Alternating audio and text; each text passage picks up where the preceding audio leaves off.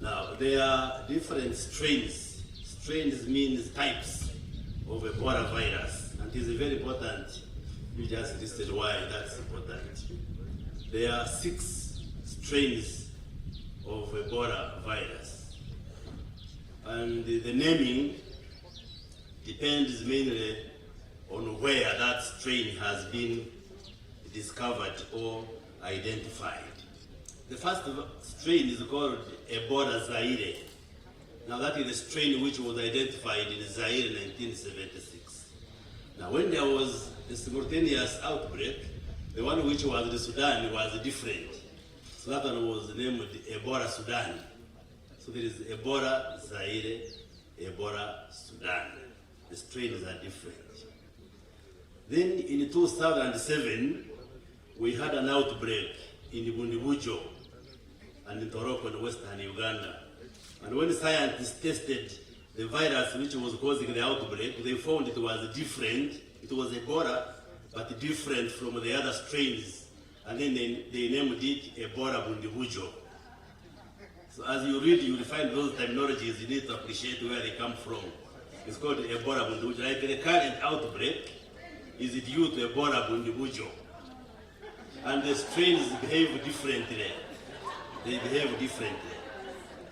Now, there is another strain called Thai forest strain. Thai is T-A-I, which was identified in 1994 in Ivory Coast, called VA.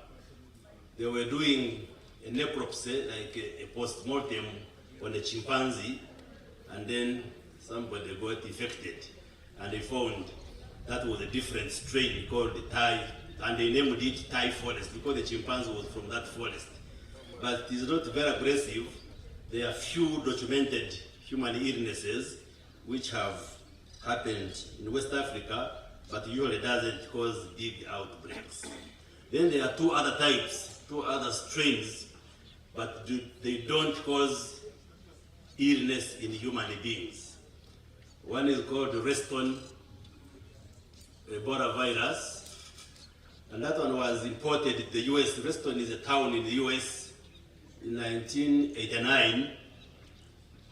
Pigs in the Philippines got an outbreak, and I think some pork was taken to the US and somebody tested positive for the first time, and then they named it according to the town where that person tested positive, called Reston. So it's called Reston Ebola virus, but doesn't cause disease in human beings. Then there's another one called Bombali Ebola virus.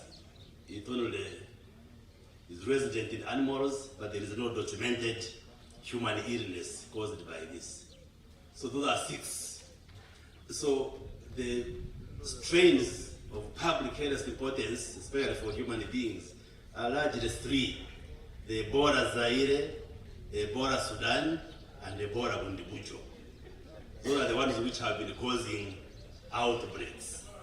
The Thai forest, yes, has caused illness, but doesn't usually cause outbreaks.